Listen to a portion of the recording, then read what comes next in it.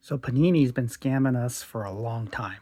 They started doing this years ago where they went from the retail box to hobby boxes and preferred boxes. And they try to sell us on the idea that there's a guaranteed automobile or autograph card, or they're trying to guarantee a memorabilia card. And they try to get us by thinking, okay, we want to get those autographs and we want to get those memorabilia cards. And then what do? They give us these kind of things. This is a 6 rounder who is actually no longer in the league. He is a player that was drafted in the 6th round. They signed him to a contract. Panini did. They had him sign a lot of product. He didn't even make the team. He ended up in Canada and got cut in Canada, Canadian Football League. He's not even in the NFL, and it's less than a year old, this product. When you go ahead and sign these 4th, 5th, 6 rounders, and you know the majority of them aren't even going to make the NFL team or even make the scout team, you know, and you go ahead and have them sign a bunch of autographs or have memorabilia cards, and then you give us that signed autograph or you give us a mem card of a player who isn't very good, and you actually have to look up who this guy is. And these are all nothing more than napkin patches anyways. They're not even game used. And so when you sell us a product and overinflate that product, this box costs $225 to $250. You can't find any cheaper.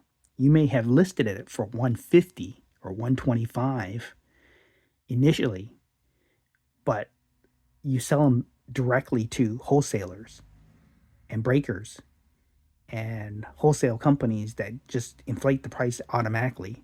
And the cheapest we can get it is for about $225 to $250. So you have plenty of product because these wholesale companies are buying up pallets full of this stuff, but you actually don't make it available to retailers because you don't want to sell it to us for this price. So then we get it for $200, $225, $250. And then we look forward to getting the autograph or memorabilia card, and then end up getting just 98% of the time, it's just crappy players. I mean, in this situation with Devin Leary, the Phoenician, the guy's not even in the league.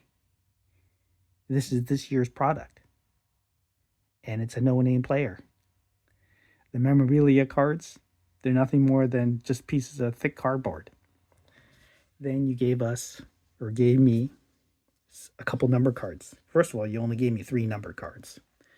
And of those 3 number cards,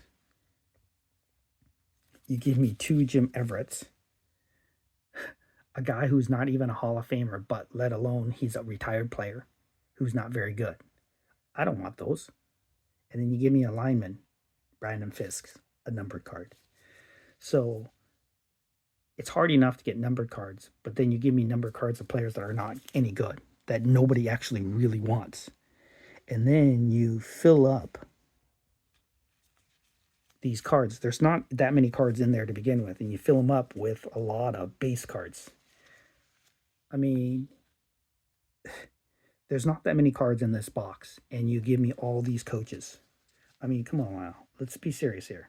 Each card costs us a lot, and you give us a bunch of coaches and no-name players. You give us players that we don't want that are already retired. I mean, come on now. Steve Spurrier, Jim Zorn. Outside of local people in those cities, nobody wants these cards of retired players. They have no value whatsoever, and you just load up the box full of these. I mean, this is too expensive of a product to be loading it up with just basic garbage and base cards.